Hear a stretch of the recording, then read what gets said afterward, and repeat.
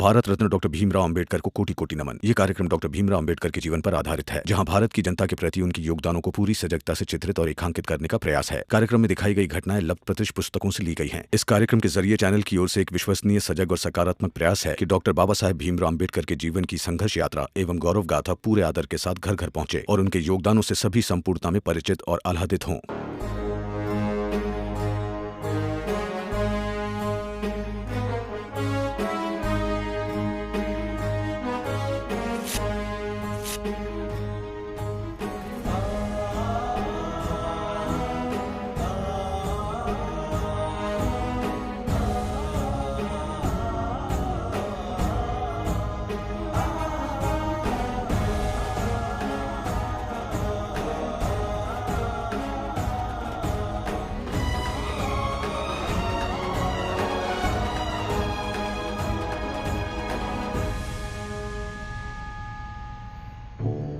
आज मालिक ऑफिस आए थे, पूछ रहे थे ये भीमराव का नाटक कब तक चलेगा।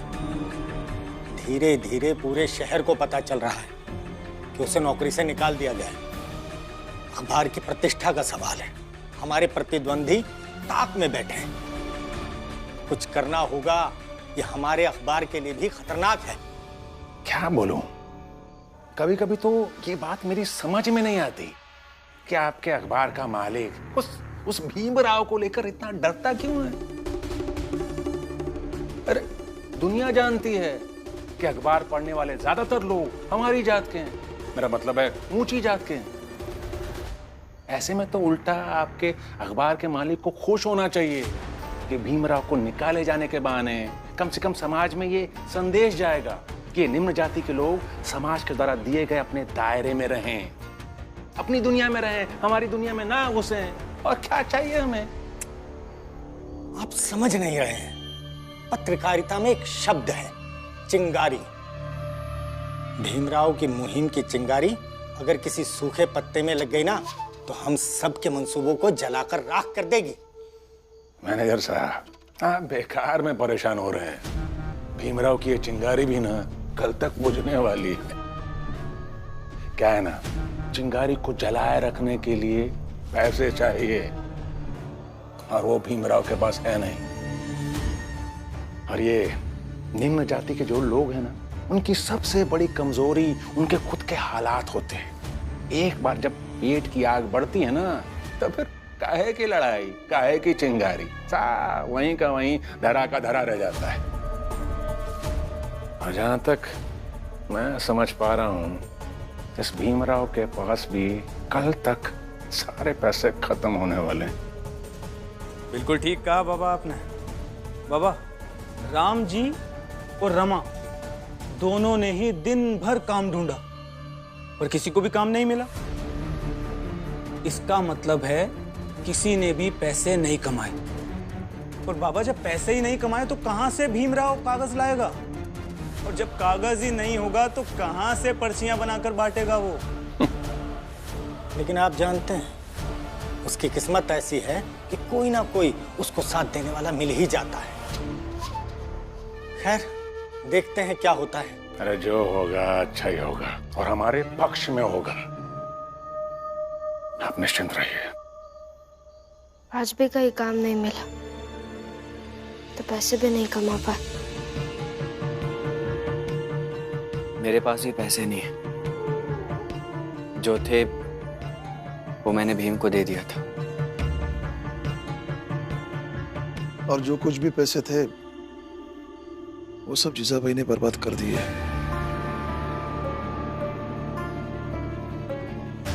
अब कल के लिए क्या करेंगे? कल का कल देखते हैं बाबा। और वैसे भी ये लड़ाई अब रुकेगी नहीं। अक्सर कई लोग लड़ाई बीच में ही छोड़ देते हैं पैसे ना होने की वजह से, मगर वही लोग सफल हो जाते हैं जो पैसे ना होते हुए भी लड़ाई लड़ते हैं और जीतते हैं। और भैया बाबा, हमने तो आज तक कितनी सारी लड़ाइयां ऐसे बिना पैसों के जीती हैं। तो ये लड़ाई भी लड़ेंगे और जीतेंगे। भीम,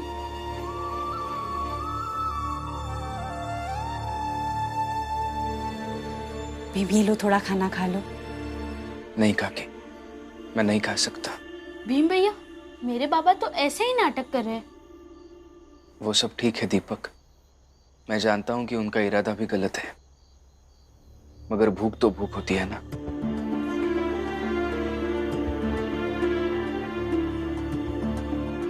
वो यहाँ ऐसे बैठे हैं भूखे, तो मैं खाना कैसे खा सकता हूँ? भीम समझो ना, अगर तुम ऐसे भूखे रहोगे तो रमा भी भूखी रहेगी। अगर मेरी बहू भूखी रहेगी, बेटा भूखा रहेगा, तो मैं भी भूखा रहूंगा। हाँ, और मैं भी भूखा रहूंगा।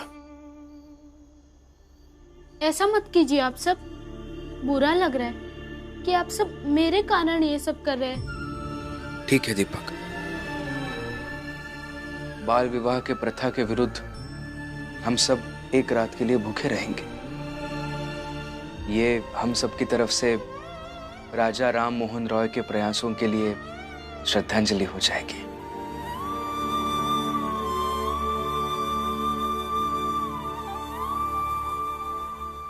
मैं काहे भूखे प्यासे इसे जान दे रहे हो?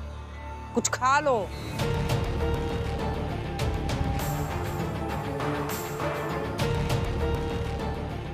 रहने दीजिए ना फुलिया ताई।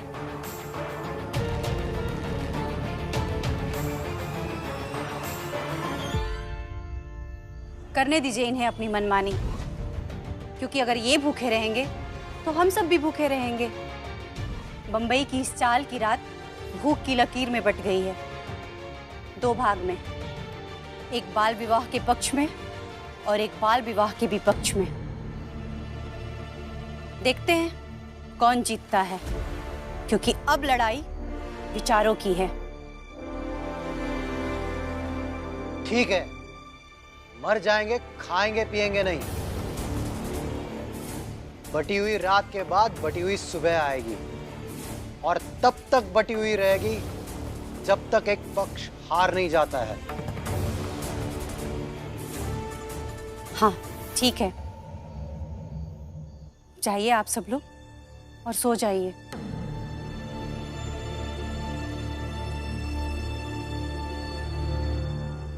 भूख लगी, भूख लगी।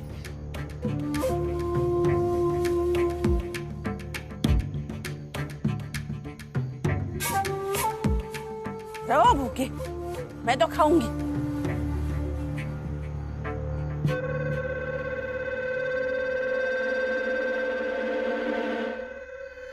तू आती इसीलिए है ना? जब सब लोग अपने निर्णय पर पहुंचे तब तू अपना अलग से ही दिमाग चलाती है। अब चुपचाप बैठकर खाना खा। हाँ मैं खाऊंगी, अब जाओ। पागल औरत।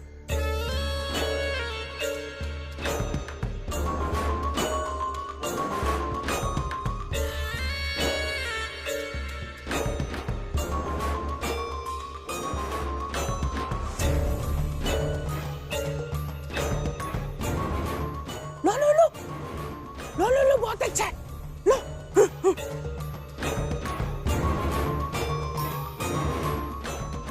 लो। नहीं, तुम खाओ। खाऊंगी।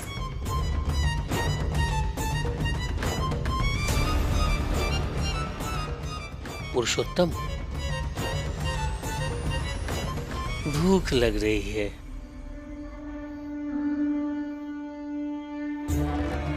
अरे पुरुषोत्तम भाऊ, ये जीजा भाई हमारे सामने ऐसे बैठकर खाना खा रही है। ये ऐसे कोई खाना खाता है क्या? अरे जीजा भाई को ऐसे खाना खाते हुए देखकर तो और भूख लग रही है। और का, या तो हमारा भूख के मारे दम निकला जा रहा। मगर पुरुषोत्तम भाऊ ने तो बड़ी बड़ी बातें की कि भूखे प्यासे मर जाएंगे लेकिन खाना नहीं खाएंगे, और हम सब धरने पर बैठे हैं। ऐसी बातें नहीं करे तो ही अच्छा है, नहीं तो धरना धरना नहीं रहेगा। अरे भाड़ में गया धरना। अरे हम जिंदा रहेंगे तो धरना देंगे ना। अब भूखे प्यासे अगर मर जाएंगे तो धरना कौन देगा? इसलिए धरना पे बैठने के लिए भोजन बहुत जरूरी है। अब ये सोचो ना, हम धरना दें किसके लिए? हाँ? इस भीमराव के लिए। डरावना छोड़ो, खाने की व्यवस्था करो। हाँ। अबे हमें भी तो भूख लगी है, थोड़ा सब्र करो, सबको सोने दो, फिर चुपके चुरा के खाएंगे। किसी को पता थोड़ी ना लगना है कि हमने रात में खाना खाया था। हाँ, बात तो बिल्कुल सही है पुरुषोत्तम। खाना तो ठीक है, खाना तो तुम लाओगे ही, लेकिन थोड़ा सा पीना।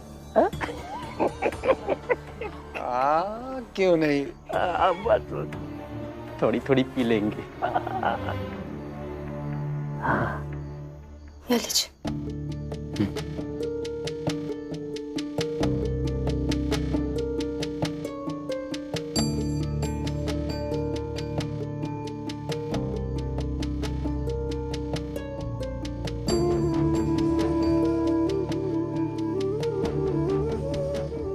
रमा, मुझे बिल्कुल भी अच्छा नहीं लग रहा है तुम इस तरह से भूखी रह रही हो। मुझे भी अच्छा नहीं लग रहा है कि आप भूखे हैं। लेकिन मेरी लड़ाई रोज किसी ना किसी से होती रहेगी, तो क्या हर बार ऐसे मेरी वजह से खुद को परेशान करती रहोगी? 100 बार। ठीक से याद नहीं है, मगर 100 बार हुआ है ऐसा। क्या हुआ? यही कि आप मुझे समझाते रहते हैं कि आपकी लड़ाई में मैं क्या क्या बर्दाश्त करूंगी। तो सुन लीजिए, जो जो बर्दाश्त करना होगा ना करूंगी, क्योंकि पत्नी हूं मैं आपकी।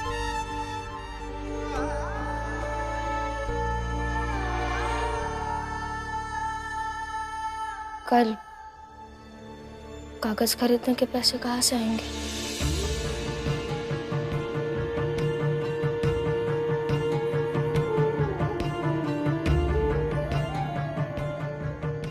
सुबह देखते हैं।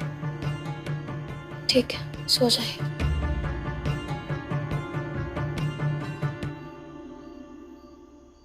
मैं क्या सोच रहा हूँ, फिर एक बार जाकर उन लोगों को समझा कर आता हूँ ना कि आप ऐसे भूखे मत रहिए, जिद मत कीजिए। नहीं मानेंगे वो। हाँ, आप उस शादी के लिए तैयार हो जाएंगे तो छोड़ देंगे वो जिद। कैसे उस शादी के लिए तैयार हो सकता हूँ रमा? फिर सो जाइए, नहीं मानेंगे वो आपकी बात।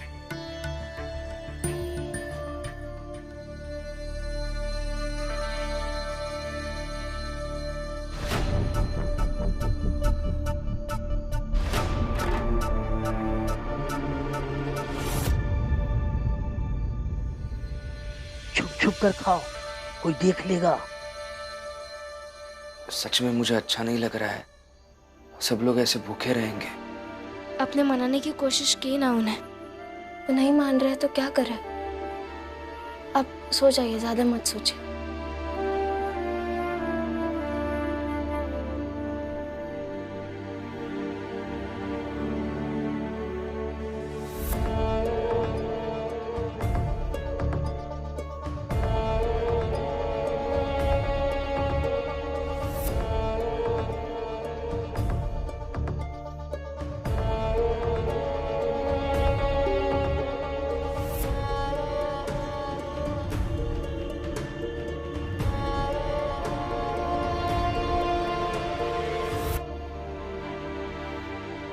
मुझे सच में अच्छा नहीं लग रहा है, सब लोग भूखे प्यासे हैं।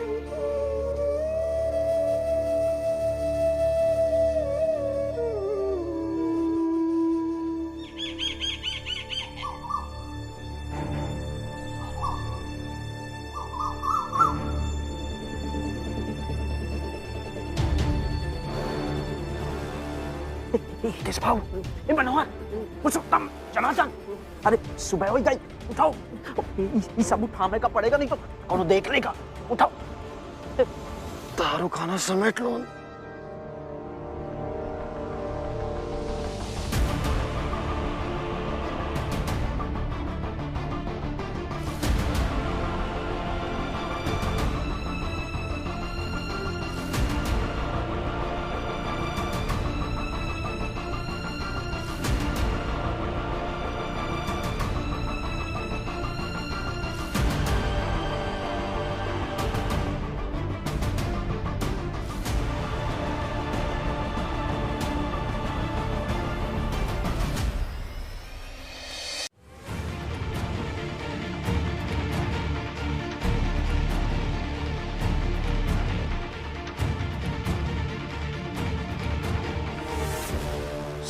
रही है आप सबको?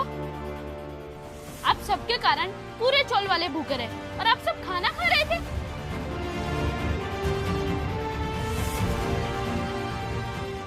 आप ये लड़ाई हार चुके हैं, इसलिए अब चुपचाप से अपने दोस्तों के साथ मिल करके ये धरना देने का नाटक बंद कीजिए। और अब आप दीपक के शादी के बारे में एक शब्द नहीं बोलेंगे। पुरुषोत्तम काका और आप सब, आप लोगों ने बहुत ही गंदे तरीके से लड़ी है लड़ाई। अफसोस हो रहा है मुझे।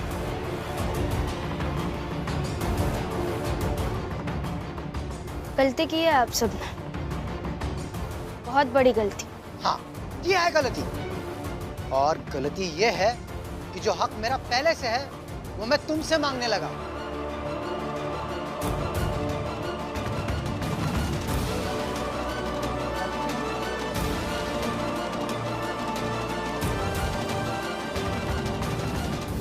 बेटा है मेरा, हक है मेरा इस पर। अगर अच्छे से नहीं माना तो ताकत से मनाऊंगा। हाथ छोड़िए इसका, ऐसे जबरदस्ती नहीं कर सकते आप अपने बेटे पर। तुम जाओ अपनी लड़ाई लड़ने और अखबार के दफ्तर में फिर से नौकरी मांगने। मेरे और मेरे बेटे के बीच में घुसने की जरूरत नहीं है। घुस नहीं रहा हूं आपके बीच में, लेकिन जहां जहां अन्याय होगा भीमराव वहां जाएगा, विरोध करेगा, बोलेगा, लड़ेगा और अन्याय को समाप्त करने की कोशिश भी करेगा।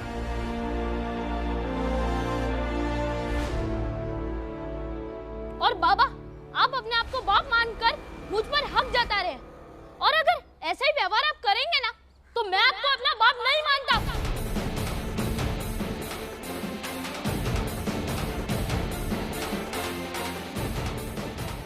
वाह भीमराव, अब तो तुम्हें तसल्ली मिल गई होगी, खुशी भी हो रही होगी। तुम हमेशा न्याय और अन्याय के उलझन में उलझाकर दो रिश्तों को बर्बाद कर देते हो।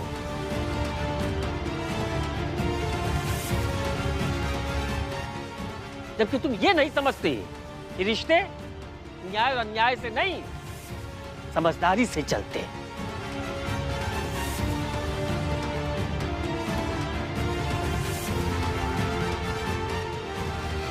और साथ में बड़ों की बात छोटों के मानने से चलती है। विरोध का झंडा हाथ में लेके लड़ाइयां लड़ी जात हैं, रिश्ते नहीं चलत हैं। अरे भाड़ में गया रिश्ता, मैं नहीं मानता हूँ इन्हें अपना बाप। बहुत दिनों पहले मेरी आई के साथ जबरदस्ती की थी, आज मेरे साथ कर रहे हैं।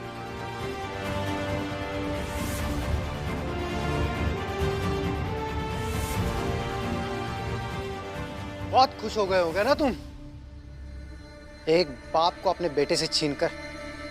जाओ लड्डू बांटो, कॉफियां बांटो।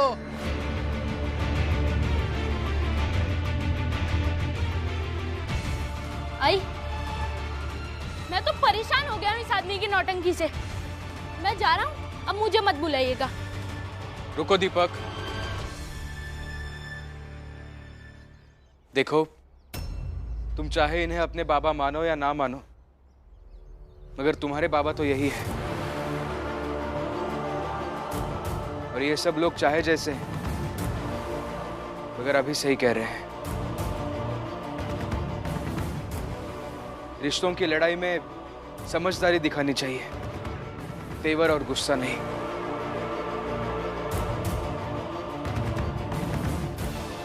इनसे इस तरह से बात करना ये बदतमीजी थी, इसलिए मुझे ऐसा लगता है कि तुम्हें इनसे एक बार बात करनी चाहिए अच्छे से। इसलिए जाओ इनके साथ, इन्हें चाहे तो बाहर लेकर जाओ, इनसे अपनी बात कहो, इनकी बातों का विरोध करो, इन्हें अपनी बात मनवाओ, लेकिन इनसे अच्छे से बात करो। भीम भैया, ये आदमी बात करने के लायक ही नहीं है। मैं इनसे कोई बात नहीं करूंगा।